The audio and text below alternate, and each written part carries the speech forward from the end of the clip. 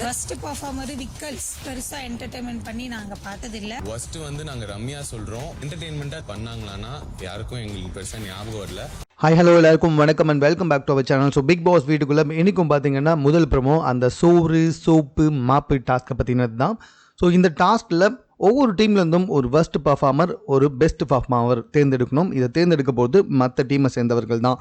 So ஒவ்வொருத்தரும் வந்துட்டு சரியான விஷயத்த சொல்லி காரணங்களை சொல்லி ஃபர்ஸ்ட் அண்ட் பெஸ்ட் பர்ஃபார்மர் தேர்ந்தெடுப்பாங்க.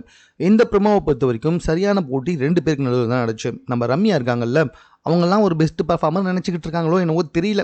அவங்க வந்துட்டு விக்கல்ஸை வந்துட்டு சொல்கிறாங்க, எந்த இடத்துலையுமே காமெடி பண்ண மாதிரி தெரியல, அதனால் நான் அவரை ஒஸ்ட் பர்ஃபார்மராக சொல்கிறேன் அப்படின்னு தேர்ந்தெடுத்தாங்க. விக்கல்ஸ் இருந்து போய் என்ன பண்ணிட்டான்னா, நான் ரம்யாவை ஒஸ்ட் பர்ஃபார்மராக தேர்ந்தெடுக்கிறேன்.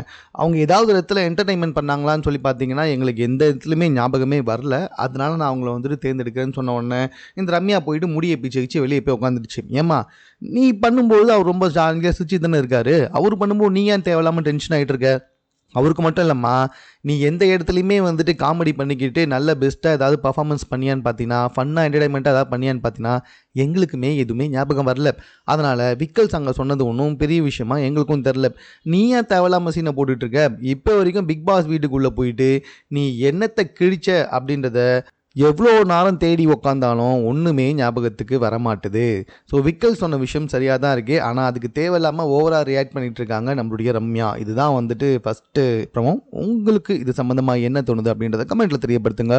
மேலும் இது போன்ற செய்திகளை உடனுக்குடன் தெரிந்து கொள்வதற்கு சென்னை சேனலை சப்ஸ்கிரைப் பண்ணுங்கள்.